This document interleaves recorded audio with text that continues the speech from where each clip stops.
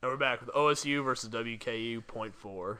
This is the final point in the Clash of the Titans. As you can see there, Matt Parsons getting tangled up with, I think, number 37 for OSU. I never participate in that opening rush. Of course, I don't participate in much dodgeball like related activity during a game, but that opening rush is just brutal. It really takes some warriors to go up there and basically just run head-on into another team. Felix, do you have a particular strategy you like whenever you go up for the opening rush? I don't even get there most of the time. Yeah, I noticed in that first point against NSU, you kind of came up empty-handed. Yeah.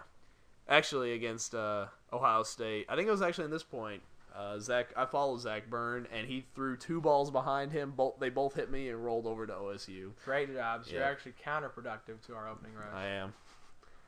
So, this point, we're going to have to apologize in advance. Got cut short. The final 2 minutes, the climactic 2 minutes of this game were cut short because my camera battery died.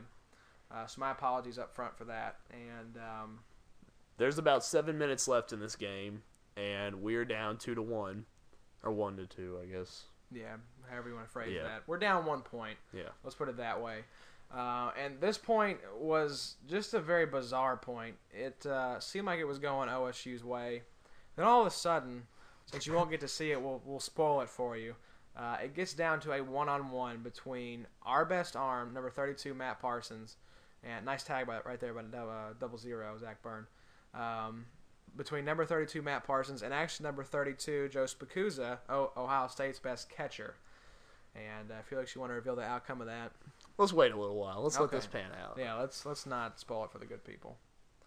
So both teams just kind of trading shots right now. You can actually see Matt goes out. So what does that tell you, Felix? Somebody makes a catch. Yes. So thankfully, it looks like Matt was our second player out behind Luke Gillum. So obviously, what does that tell you, Felix? 2 catches. Yes. All right. And nice block there by number 37, Tyler Jury. This is a very good lineup we have out on the floor right now. So not our starters, but still at the same time a very good lineup. So Zach Byrne trying to make something happen over on the sidelines. He was getting very frustrated during that last Ohio State point because just wasn't enough happening in his opinion. So Tyler Jerry kind of sacrificed himself there. Number 15, Charles Spicey, goes out. And so does... Yeah, Tyler Jerry, and Yeah. I think Charles went out on Yeah. that. So there you are. Nice tag on number 21 of Ohio State. Nice work, Stallion. Thank you. And as you can see, Zach saying, give me one of those balls. And Lee tossing the crappy one. He said, no, give me the other one. So Zach just trying to make something happen at this point. And that's what we love about him. He's definitely one of our playmakers. Going up with Tyler Johnson and Lee Campbell there. Lee kind of took a back seat throwing-wise a little bit in this point. Did some blocking. Nice try by Zach Byrne to make the catch. Yeah, those were some expletives that I'm glad we did not get on camera. But just a very frustrating moment for Zach. I can understand why he was upset.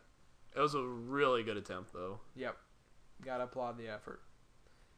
So I think this is the point where you make your diving attempt also. Oh, I'm sure it is. I wanted to go out like a hero. Number 15 on OSU making a throw. Yeah, doing a good job shadowing, as SVSU likes to put it. We like to call it blocking. We like to keep it simple here. We're not shadows. We are blockers. So is it weird to you seeing Danny decked out in these wristbands and headbands and knee braces? It's a lot of accessories. Yeah, he didn't wear nearly as many accessories at Nationals, which was definitely his best performance. Lee making a good job stepping in front of there over on the side.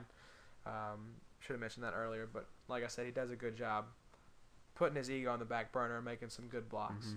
He started doing that towards the end. After his arm started to get a little soft, he started making some pretty good blocks.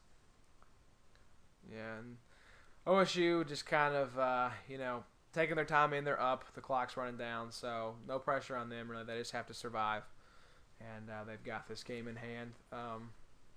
Like I said, it's kind of a Houdini act. I was looking back, I was like, I don't remember exactly where this point turned for either team. But like we said, it comes down to a one-on-one. So hopefully we can see pretty close to how that ended up happening. And for some reason, I'm making a push up the middle with the ball. Don't ask me why. I'm just trying to do my due diligence. Yeah, blocking for Nick. And Nick actually gets hit here. He was just too far out, and I felt terrible. As I told him I'd block for him, and I was like, oh, crap. There goes one of our good throwers because I was not willing to step in front of a throw. It's okay. My apologies, Nick. I try to atone for it here, though, by making some terrible throws. And Tyler Johnson's still doing work. I think Nick at one point during this has told him to keep on throwing. Yep. As you can see, still almost all of OSU's players still in. So just still bamboozled. Hopefully we'll see here. Lee Campbell looks like goes down the side there. Danny Williams snags the ball from going across midcourt. That's one thing we've gotten really good at is keeping balls from going to their side. Danny making a throw that comes right back. Another one of the benefits of playing against the wall the second half of the game. Well, yeah, somebody creeping over on the side. I think it's Zach Kaffenberger. Yeah, he's doing some creeping. We'll see if that pays off. I think that was a catch by... Was that a catch? I think so. Well, that's what brought Matt back in. Yep. So, nice try by Danny on the drop catch. Tries it twice. Doesn't quite work out. Bounces both times. So, he's still in. Matt on the prowl. Love watching him just bide his time. And you can tell his arm's getting a little bit tired. He's starting to drop a little lower. Yep. Which, of course, is a more natural throwing position than overhand. It's good blocking by Jared Silverthorne. Definitely stepped in front of Tyler Johnson. Which is always a brave thing to do. Not an easy thing to do either. But, yeah, like I said, very much a jack of all trades, Jared Silverthorne. And you can kind of see the layout of what we're trying to do on the court right now.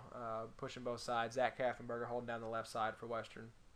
It's blocked by me for Danny Williams. There you go, blocking again. Obviously that ball was caught, though, as we see someone from Ohio State trotting back on the court. Mm-hmm. So it proves to you is you can throw as hard as you want, but Ohio State more than likely is going to catch it. So nice drop attempt to catch there by Jared Silverthorne. Gets hit in the foot. Kind of a frustrating moment. Right now it's down to myself, Josh Raymer, Kyle Dahl, Matt Parsons, and Tyler Johnson. Yep. Definitely would love to be subbed in for one of our better players right now.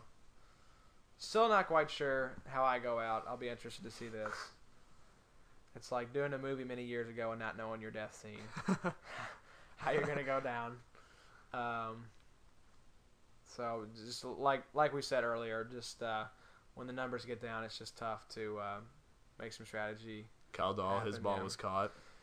Yeah, just great catch there by Cole Norden. Matt Parsons, good block. A throw.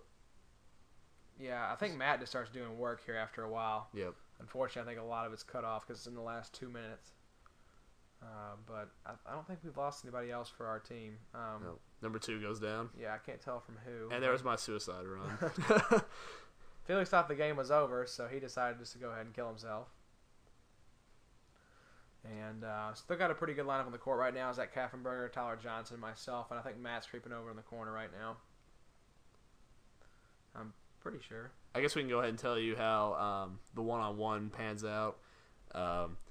After a few back and forths between 32 Joe Spicuzza and Matt Parsons, just for trying to reset the shot clock, Joe Spicuzza makes a throw and hits Matt right in the knee, actually. I think he was holding 2 balls, one to throw and then the other one to block immediately after, and it just tagged his knee. Yep, just had a good drop on it and caught Matt right in the knee. It was just unfortunate, but a great play by a very seasoned player.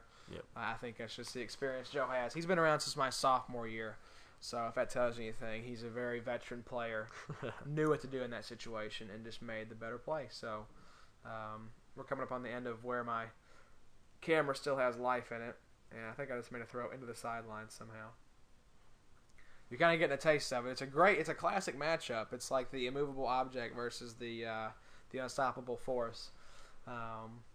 When it gets down to number 32, you can see Matt targeting him right now. Yep. Trying to take him out. Unfortunately, it doesn't work. And there I go. That was pretty lame. Still have yet to see my diving catch. I guess it happened off camera. Yeah. I definitely didn't try it in the KSU game.